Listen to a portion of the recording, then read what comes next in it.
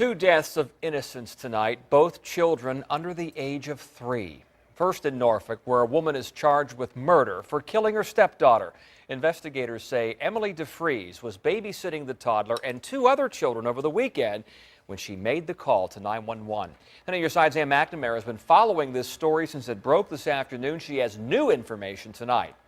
Tom, the medical examiner's office says the 20-month-old girl died from blunt force trauma. Emily DeFries told police the toddler had been sleeping and she had been checking on her periodically before she realized that the child had fallen down a set of stairs. It's the same story DeFries told a neighbor we spoke to today. It was pretty alarming, because this is generally a quiet neighborhood. Yes, I've seen detectives and police officers coming in and out of the neighborhood. Neighbors on Gregory Drive couldn't help but notice all the commotion Sunday night. Police officers and an ambulance pulled into the driveway of this gray house. One neighbor saw medics carrying a little girl, her body limp. She was limp.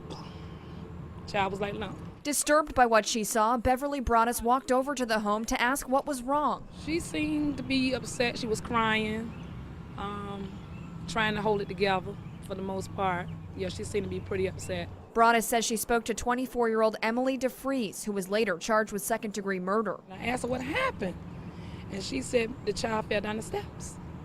And I gave her a hug, and I told her my mom lived across the street, and if you need anything, to knock on the door, and I'm going to come back, the next day to see how the child was. So I did come back the next day, and nobody came to the door.